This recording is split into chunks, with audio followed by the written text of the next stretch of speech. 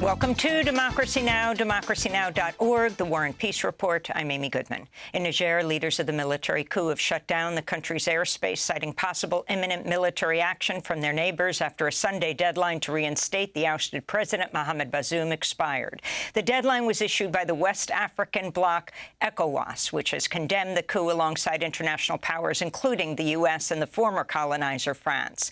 But many Nigerians have voiced support for the military leaders and strongly reject any foreign intervention. Protesters have been taking to the streets since the July 26th coup.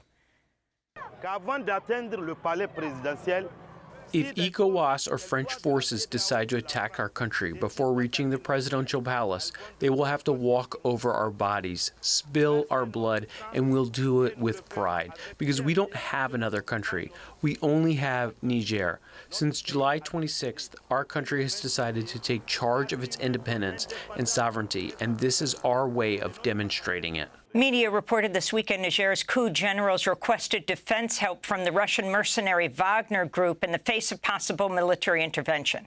Burkina Faso and Mali, which also have been taken over by the military following coups, previously warned any attacks on Niger would be tantamount to a declaration of war against their countries as well. Niger is a major supplier of uranium to France and the European Union.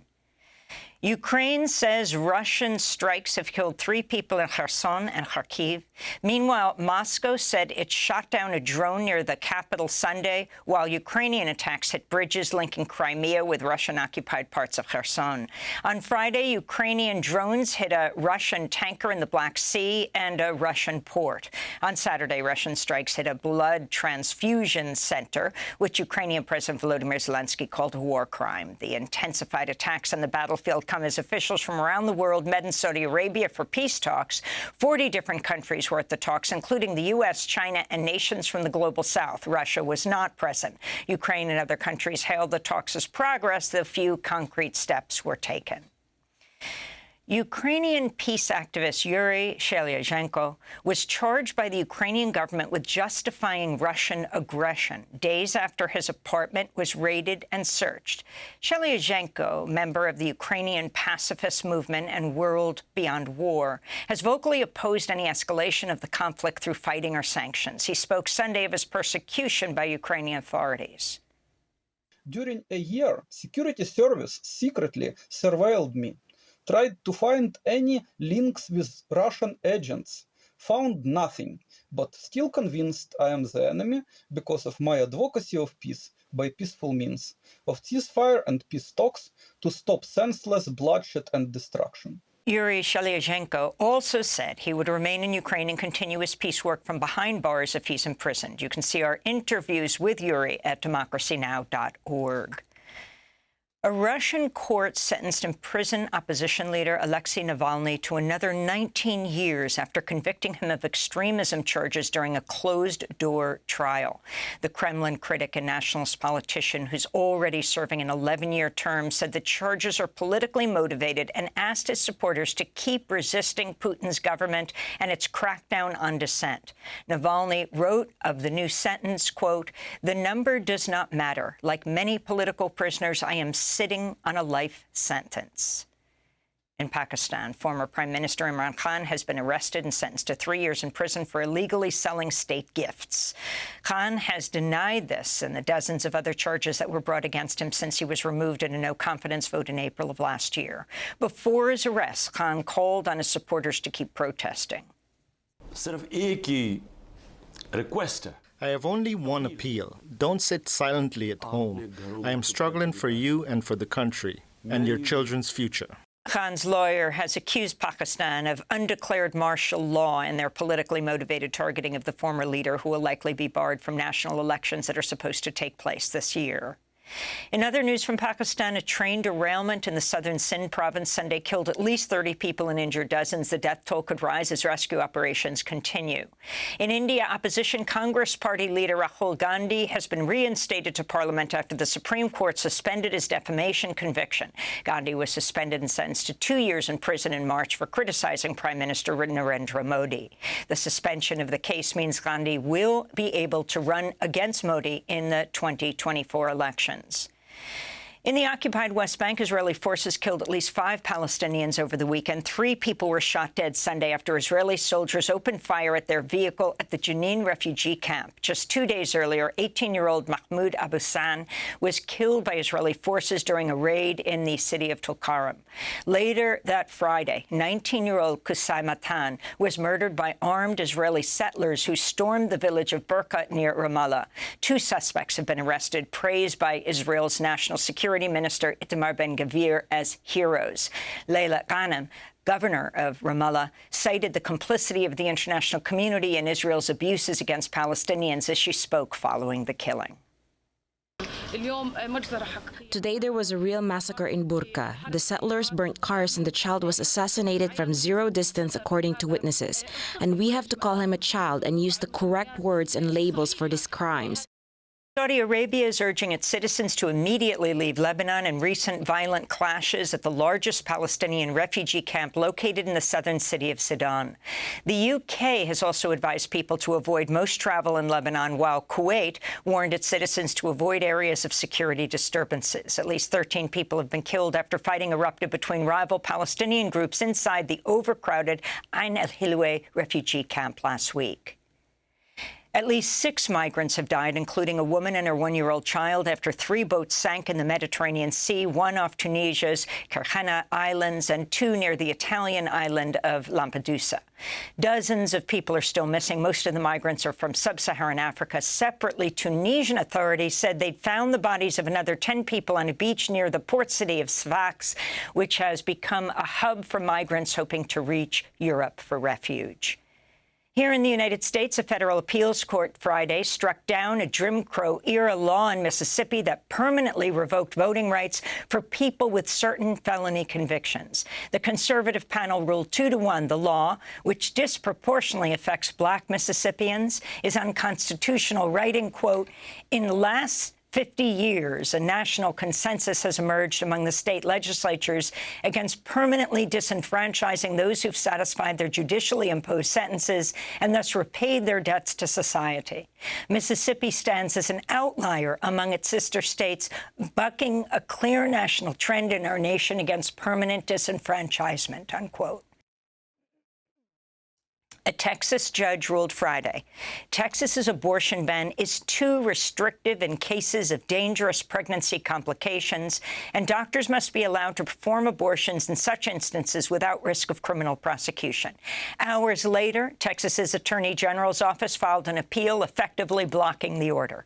Though the initial order was blocked, the Center for Reproductive Rights and the women who brought the case celebrated the ruling and said the plaintiffs' testimonies helped shine a spotlight on the cruelty of the law. The trial is expected to clarify the use of abortions in medical emergencies, scheduled for March next year. Meanwhile, in Ohio, early voters are turning out in droves in a special election over a Republican-led measure that would make it harder for Ohio voters to pass constitutional amendments, including a ballot measure which would guarantee Ohioans the constitutional right to abortion. The final day of voting is tomorrow, Tuesday. The FDA Friday approved the first pill to treat postpartum depression, which affects around 1 in 7 people after childbirth. Doctors say only 10% of those receive adequate care. Zuranolone, to be sold under the name Zurzuvae, is manufactured by Biogen and Sage Therapeutics and is taken for just 2 weeks. But mental health experts warn while the pill could help many people, it's not a cure-all for postpartum mood disorders. Behavioral scientist Judith Blanc noted the many contributing factors, including poor institutional support and policies for new parents with women of color and of lower socioeconomic status being the most vulnerable. Blanc told the Washington Post, quote, "We need longer maternity leave, more flexible work schedules, and universal child care," she said. Here in New York City, police have charged a 17-year-old with murder as a hate crime for the fatal stabbing of O'Shea Sibley at a Brooklyn gas station late last month. 28-year-old Sibley, a Black gay man, was a dancer and choreographer. He and his friends were dancing in Beyoncé's Renaissance album as they filled up on gas on a Saturday night when they were approached and harassed by a group of people who told them to stop dancing. The group yelled homophobic and racist slurs as the dancers defiantly carried on before the teens stabbed O'Shea Sibley. Vigils and protests have taken place across New York City since then. Mourners gathered at the Mobil station Friday, where Sibley was killed, while others have posted videos of themselves voguing in tribute to O'Shea Sibley.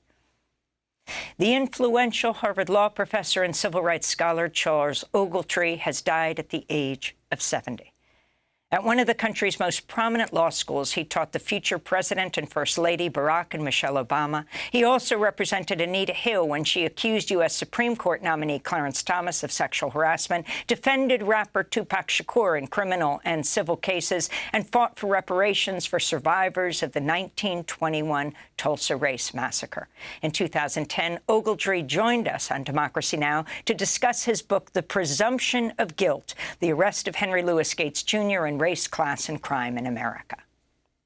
The title, The Presumption of Guilt, is to remind us we presume guilty of some people without knowing the facts. We do it based on race, on class, on clothing, on where you drive, where you walk, where you shop, where you eat. And that's why the presumption of guilt is the title, to remind people, let's not make judgments about people. Let's judge them by, as I said before, the content of their character, not skin color. That's the problem. Harvard law professor Charles Ogletree, dead at the age of 70. Donald Trump has been given a deadline of 5 p.m. today, Monday, to respond to special counsel Jack Smith's request for a protective order. District Judge Tanya Chutkan, who is presiding over Trump's case related to the overturning of the 2020 election, issued the deadline as the Justice Department attempts to curb Trump's public comments, including potentially confidential evidence that could intimidate witnesses. On Friday, Trump posted on his Truth Social site, "If you go after me, I'm coming after you." Separately, Donald Trump pleaded not guilty Friday to additional charges in the federal case around his mishandling of classified documents. A woman is suing the city of Detroit after she was wrongfully arrested for robbery and carjacking over faulty facial recognition technology. Portia Woodruff was 8 months pregnant and getting her 2 children ready for school when 6 police officers showed up at her home in February to take her into custody. Woodruff was detained and questioned for at least 11 hours before being charged and released on a $100,000 bond. She says she started having contractions in jail, had to be taken to the hospital after her release due to dehydration. The case was dropped a month later. Woodruff is the first woman known to be falsely identified as a criminal suspect due to facial recognition technology.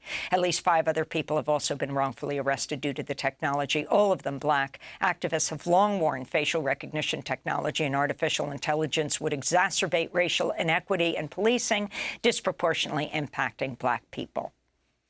And Sunday marked the 78th anniversary of the U.S. dropping of the world's first atomic bomb on Hiroshima, killing some 140,000 people. 3 days later, August 9, 1945, the U.S. dropped another atomic bomb on the Japanese city of Nagasaki, killing at least 74,000 people. During the annual Hiroshima Peace Memorial ceremony, Japanese leaders called on nations around the world to work towards nuclear disarmament. This is Hiroshima Mayor Kazumi Matsui. Leaders around the world must confront the fact that the theory of nuclear deterrence is folly, and that it is necessary to quickly begin concrete efforts to lead us from our harsh reality to an ideal world. And those are some of the headlines. This is Democracy Now!, democracynow.org, The War and Peace Report. I am Amy Goodman.